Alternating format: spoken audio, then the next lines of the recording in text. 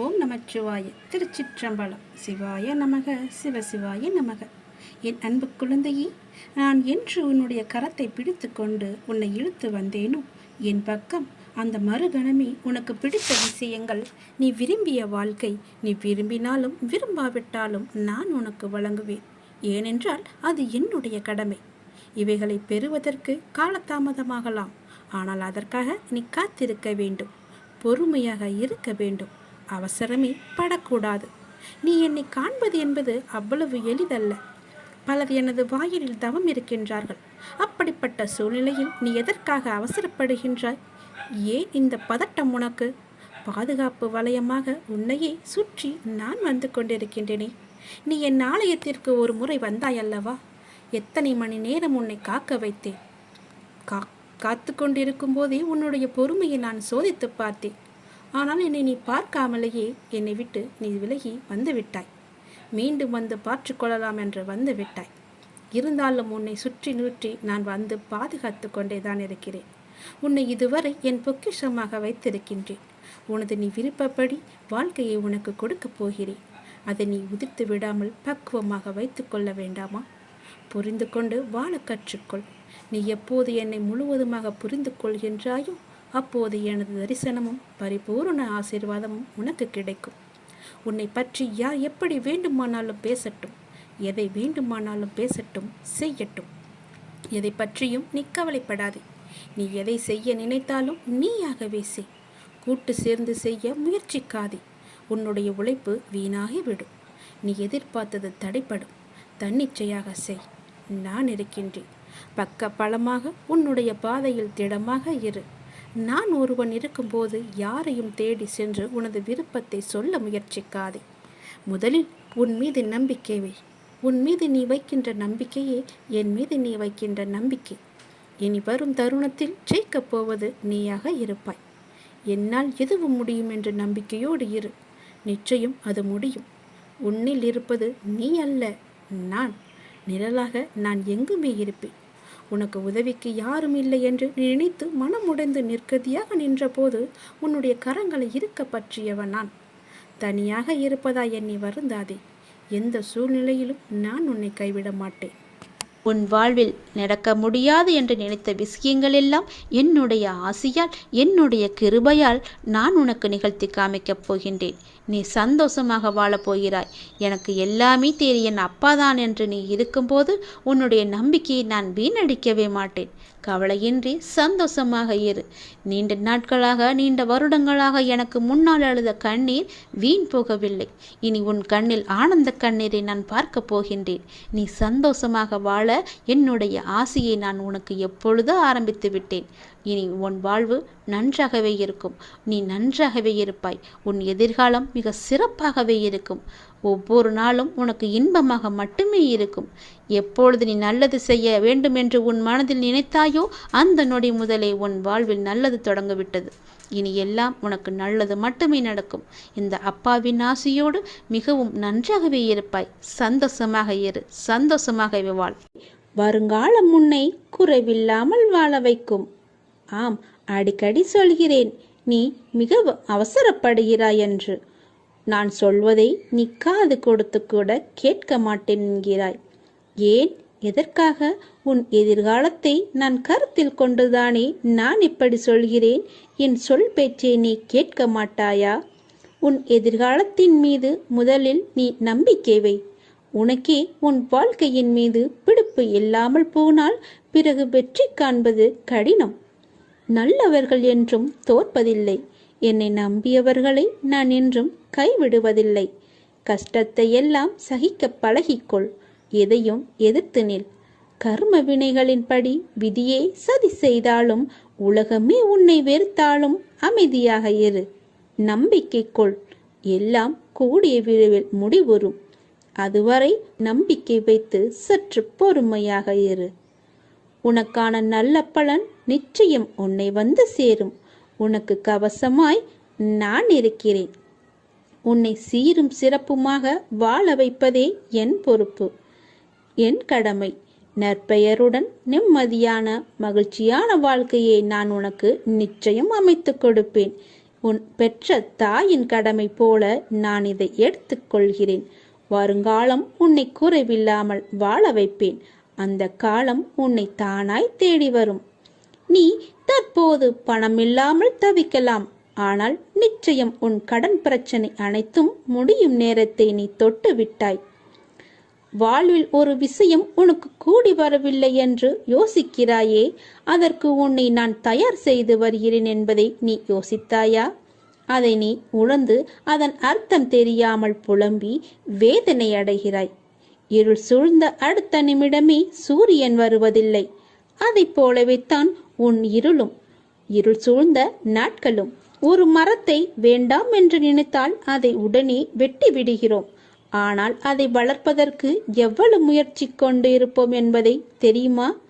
இதுவே அந்த மரத்தை எடுத்து இன்னொரு இடத்தில் வைப்பதற்கு நீ யோசித்து இருந்தால் நீ செய்திருப்பாயா? அந்த வேலையை நீ உணர இன்னும் நீ பக்குவம் அடைய வேண்டியதாய் இருந்தது.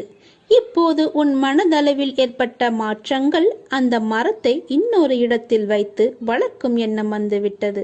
அதற்குத்தான் உன் தந்தை இவ்வளவு முயற்சி செய்தேன். அதிலிருந்து நாம் கனிகளை பெறும் காலமும் வந்துவிட்டது.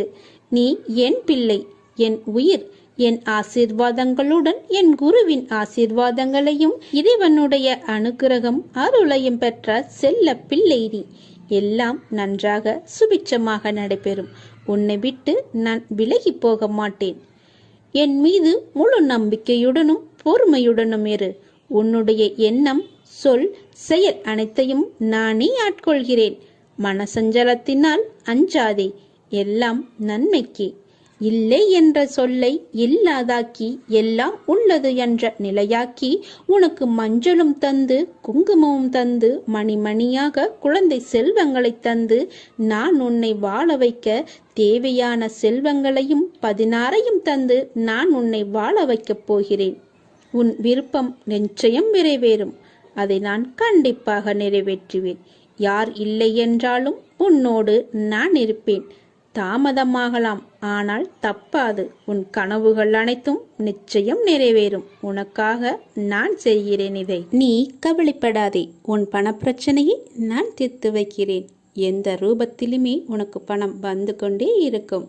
இந்த உலகம் என்பது எல்லோருக்குமே சமம்தான்.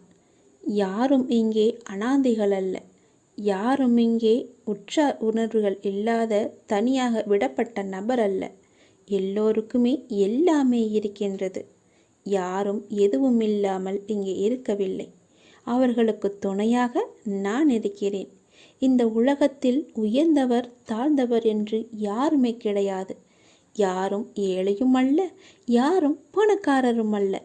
யாரும் உயர்ந்த ஜாதியும் அல்ல, யாரும் தாழ்ந்த ஜாதியும் அல்ல. யாரும் யாரை விடவும் உயர்ந்தவர் என்றோ தாழ்ந்தவர் என்றோ மதிப்பு மிக்கவர் என்றோ அறிவானவர் என்றோ அழகானவர் என்றோ உங்களையும் நீங்கள் மற்றவர்களையும் நினைக்க வேண்டாம். இந்த பூமியில் ஒவ்வொரு மனிதர்களுமே சிறப்புக்குரியவர்தான். அனைவருமே தத்தம் துறைகளில் சிறப்பானவர்களே.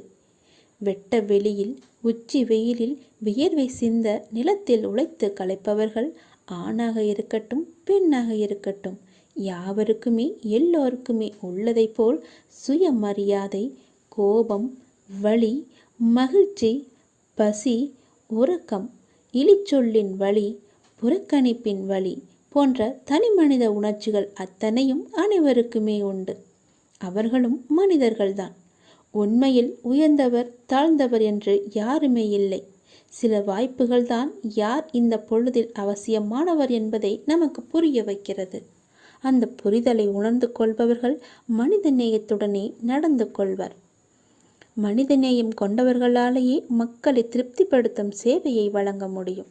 அவர்களே மரணித்தாலும் மனிதர்கள் மனங்களில் இடம் பிடித்து எப்போதும் அழியா புகழுடன் இருப்பார்கள். மனிதர்கள் யாராயினும் அவர்கள் அனைவருமே சமம்தான். உயர்ந்தவர் என்றோ தாழ்ந்தவர் என்றோ படித்தவர் என்றோ படிக்காதவர் என்றோ ஏழை என்றோ பணக்காரன் என்றோ கருப்பு என்றோ சிவப்பு என்றோ உயர்ந்த ஜாதி என்றோ தாழ்ந்த ஜாதி என்றோ எந்த இருமே கிடையாது. அப்படிப்பட்ட நிலை நிச்சயமாகவே மாற வேண்டும். சமத்துவம் என்ற நிலை நிலவ வேண்டும் என்றால் மக்கள் மனதில் மாற்றம் ஏற்பட வேண்டும். ஏற்பட்டே ஆக வேண்டும். எனக்கு எல்லோருமே சமம்தான். நான் யாரையும் ஏற்று இரக்கத்தோடு நான் பார்ப்பதே இல்லை.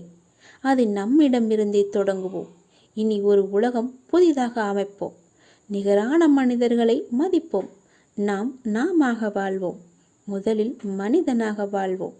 நான் யாரையும் ஏற்றம் இரக்கம் கொண்டு பார்க்காமல் அனைவரையும் சமமாகவே பார்க்கிறேன். எல்லோருமே என்னுடைய குழந்தைகள்தான். நீங்களும் அப்படியே பாருங்கள். ஓம் நமச்சிவாய. எல்லாம் நல்லதே நடக்கும். நீ பொறுமையுடன் இரு.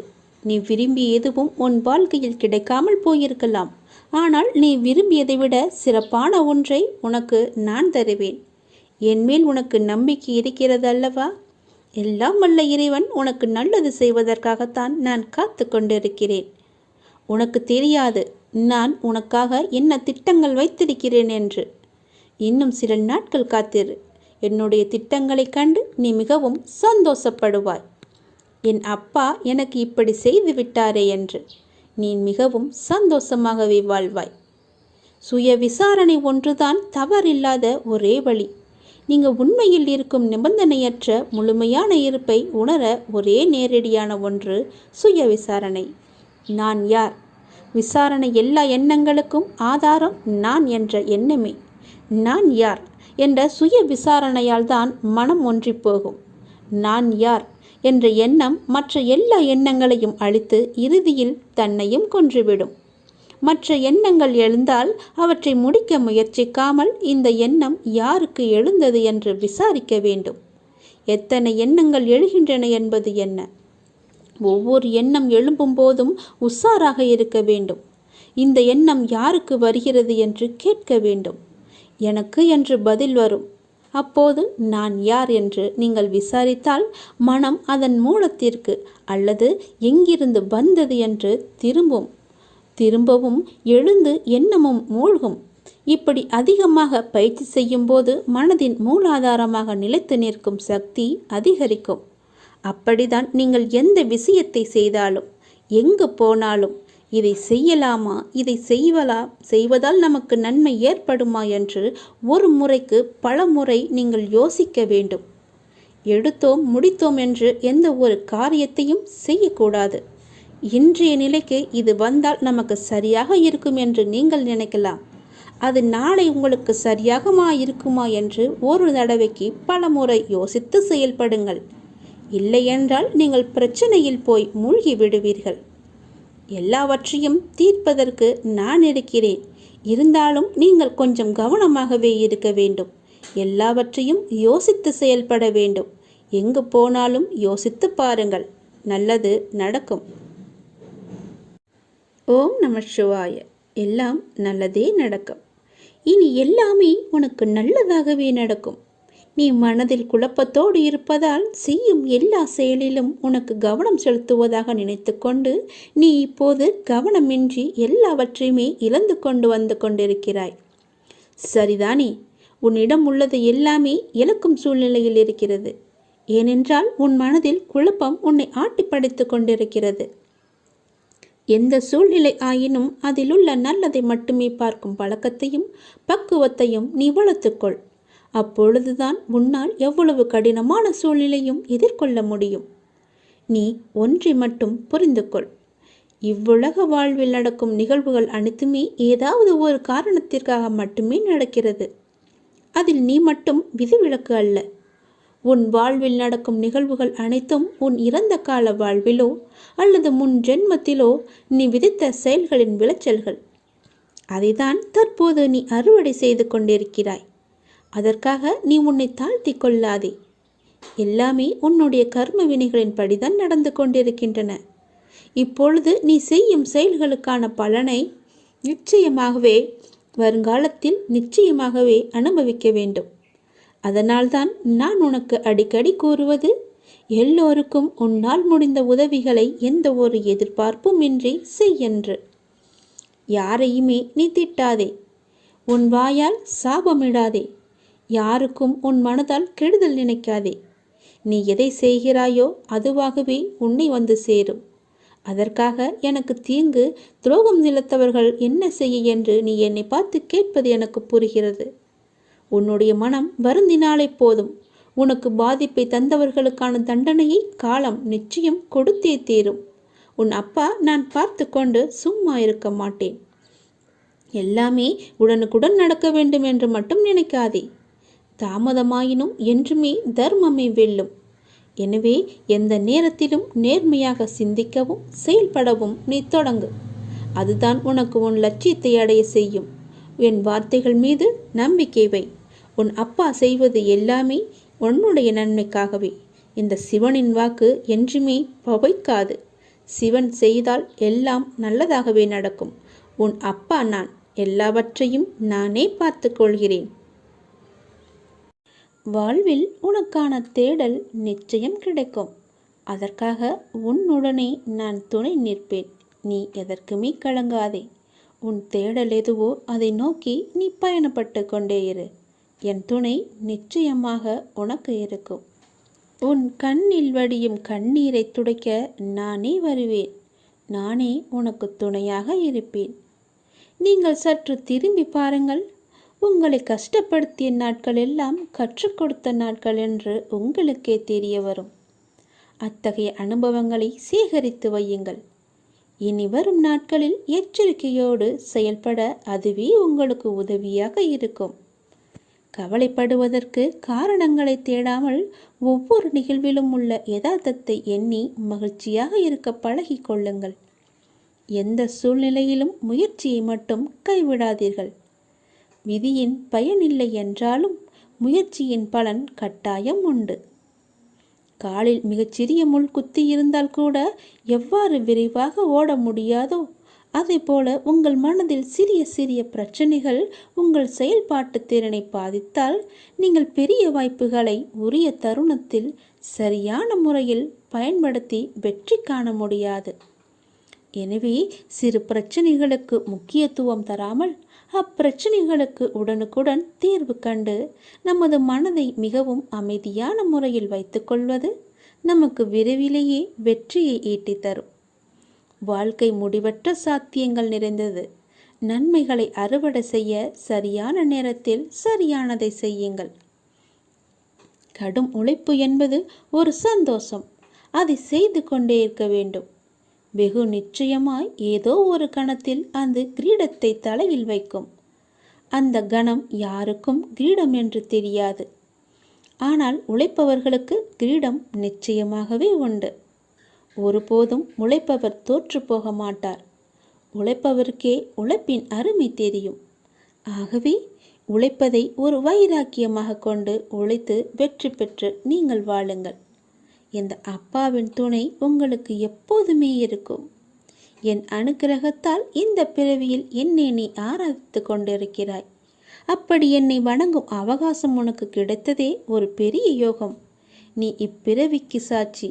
நான் உன் பூர்வ ஜென்மங்கள் அனைத்திற்குமே சாட்சியாக இருப்பேன். நீ எதை பற்றியுமே கவலைப்படாமல் உன்னுடைய இலக்கு எதுவோ அதை நோக்கி நீ பயணப்பட்டு கொண்டே இரு. உன் இலக்கில் எந்த ஒரு கெடுதலும் வராமல் எந்த ஒரு தடையும் வராமல் நான் பார்த்து கொள்கிறேன். என் துணை உனக்கு எப்போதுமே உண்டு.